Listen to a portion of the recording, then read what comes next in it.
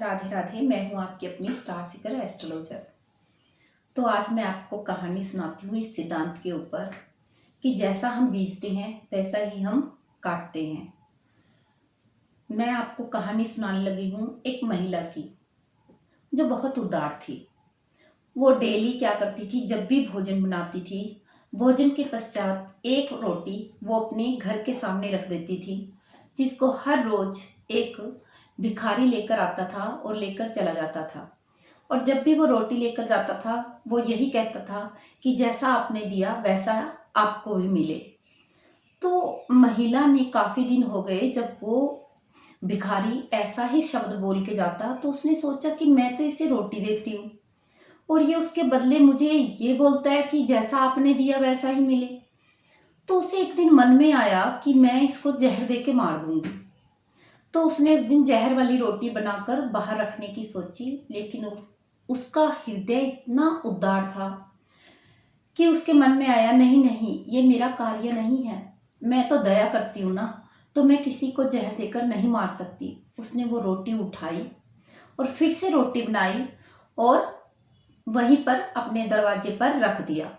उसका ये मानना हुआ कि जैसा मैं दे रही हूं मैं तो अपना कर्म अच्छा कर रही हूं ना, अगर ये मुझे ऐसा बोलकर भी जाता है तो क्या, मुझे अपना कर्म अच्छा करना चाहिए। तो उसने वो रोटी जब रखी तो भिखारी उस दिन भी ऐसा ही बोलकर लेकर चला गया। इस महिला का बेटा काफी लंबे समय से बाहर विदेश में रहता था। तो विदेश में कई घटनाएं ऐसी हुई जिसके कारण उसको वहां से भागना पड़ा और वो दर बदर की ठोकरें खाता खाता किसी जंगल से वापिस आ रहा था अपने घर। भूख प्यास से पीड़ित था। तो वो भिखारी उसको रास्ते में मिला। उस पुत्र ने उसके वो भिखारी की रोटी खाई और पानी पीकर अपनी प्यास और भूख मिटाई। और जब वो घर पहुंचा, जिससे उसका जीवन बच सका, जब वो घर पहुंचा तो उसने अपनी माँ को वो सारी कहानी सुनाई कि मुझे कैसे मैं इतनी परेशानियों से गुजरा हूँ और मुझे आज मेरी किसी ने जान बचाई है। तो एक भिखारी ने मुझे अपनी रोटी दी, जिसको खाने के पश्चात ही मैं यहाँ तक पहुंच पाया हूँ। तो माँ को याद आया कि ओहो, अगर आज मैं जहर वाली रोटी देती तो मेरा पुत्र जीवित ना रहता, क्योंकि उसने तो भिखारी ने वो रोटी स्वयं खाई ही नहीं, वो तो उसके पुत्र को दे दी थी। तो ये कथा हमें ये सुनाती है कि हमें जैसा भी हो अपने से दया करनी चाहिए और अपना कर्म अच्छा करना चाहिए, क्योंकि जैसा हम कर्म करेंगे वही हमें मिलने वाला है। तो लोग क्या करते हैं, सोचते हैं कि आज हम किसी का बुरा करें, किसी को दुख दे दें, उससे हमें सुख मिलेगा। नहीं, क्योंकि पता नहीं उनको दिया हुआ दुख वो तो आज जरूर उसको सहन कर लेंगे, किंतु आने वाले समय में आपके लिए कितना बड़ा वो दुख लेकर आए ये आप भी नहीं बता सकते, क्योंकि गर्भ में क्या छुपा है ये तो भगवान ही जानता है। तो हमें हमेशा अपने मन में दया रखनी चाहिए, धर्म रखना चाहिए। मैं हमेशा अपनी रेमेडीज में दान और पुण्य के कर्म ही बताती हूँ और पूजा पाठ ही कहती हूँ, क्योंकि लॉ ऑफ अट्रैक्शन कहता है हम जैसा देते हैं हमें वैसा ही मिलता है।